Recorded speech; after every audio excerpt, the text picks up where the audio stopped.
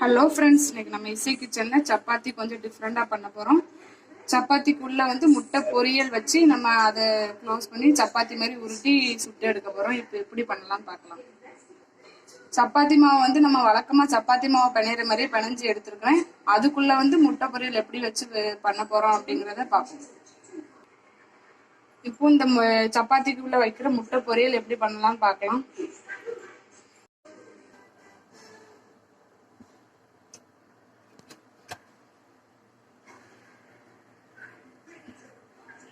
இப்போ 2 ஸ்பூன் எண்ணெய் ஊற்றிருக்கிறேன். அது காயட்டும். காஞ்சதுக்கு அப்புறம் கடுகு போட்டுக்கலாம். 1 ஸ்பூன் அளவு கடுகு போடுறேன். கடுகு பொரியட்டும்.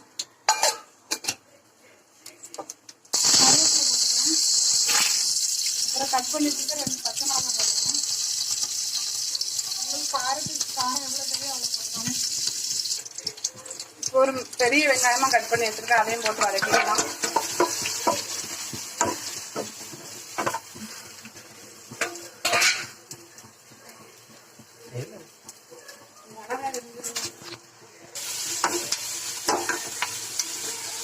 வெங்காயம் ஓரளவுக்கு கண்ணாடி பழம் வர வரைக்கும் வதக்கட்டும்.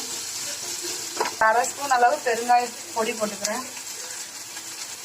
அதையும் போட்டு லைட்டாக கிண்டிக்கோங்க. வெங்காயம் ஓரளவுக்கு வதங்கிடுச்சு. 2 முட்டையை உடைச்சு ஊற்றிக்கலாம்.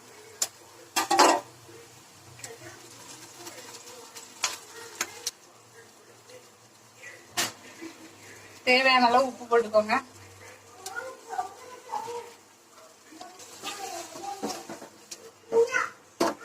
நல்லா கிண்டிக்கலாம்.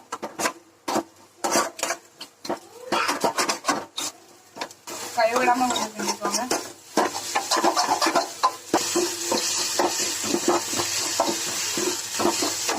நல்லா கிண்டிக்கோங்க.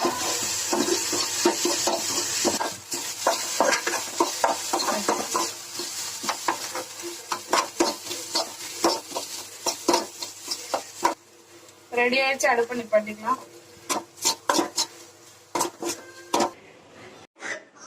இப்போ நம்ம முட்டை பொரியல் ரெடி ஆயிடுச்சு. இப்போ சப்பாத்திக்குள்ள வச்சு தேய்ச்சி எடுத்துடலாம். ஃபர்ஸ்ட் மாவு உருட்டி எடுத்துக்கலாம்.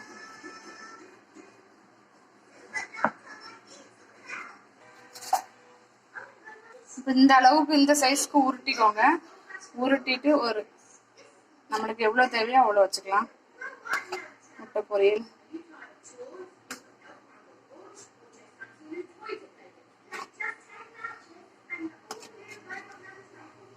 நான் ஒரு 4 ஸ்பூன் வச்சிருக்கேன். 4-5 ஸ்பூன். இதை க்ளோஸ் பண்ணிக்கலாம்.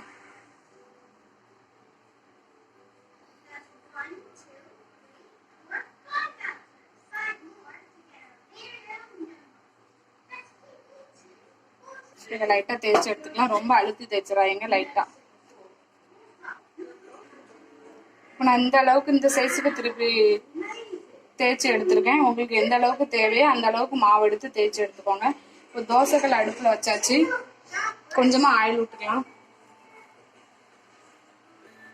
கொஞ்சமா ஆயில் விட்டுறேன் லைட்டா. கல் சூடாயிருச்சு. தேய்ச்சி இருக்க சப்பாத்தி எடுத்து உள்ள போட்டுடலாம்.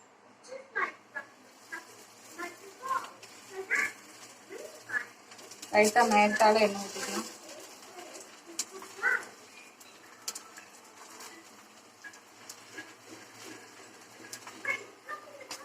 லைட்டா திருப்பி போட்டுக்கலாம்.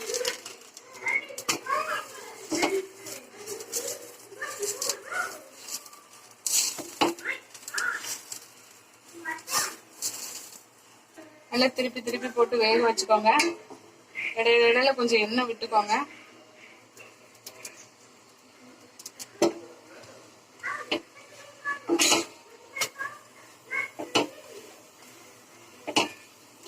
இந்த சைடு மாவு கொஞ்சம் தின்னா இருக்கிறதுனால இப்படி இருக்கு. அதனால இந்த சைடு கொஞ்சம் நல்லா வேக வச்சுக்கோங்க.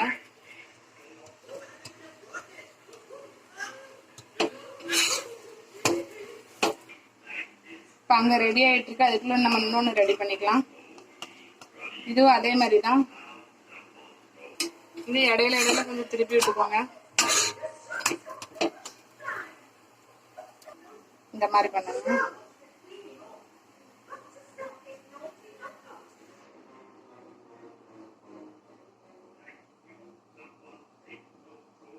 தேய்ச்சி எடுத்துக்கலாம்.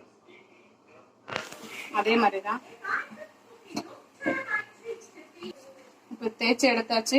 அதுவும் ரெடி ஆயிடுச்சு. நம்ம எடுத்துட்டு இதை போட்டுக்கலாம். இப்போ அடுத்தது போட்டுக்கலாம். லைட்டா எண்ணெய் விட்டுக்கலாம்.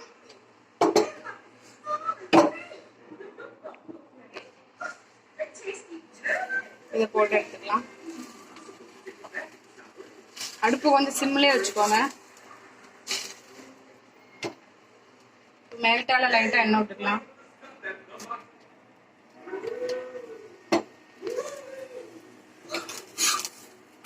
போட்டுக்கலாம்.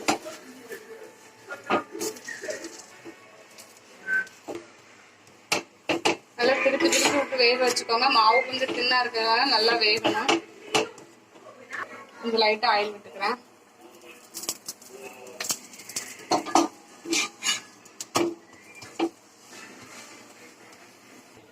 இதுவும் ரெடி ஆயிடுச்சு. எடுத்துடலாம்.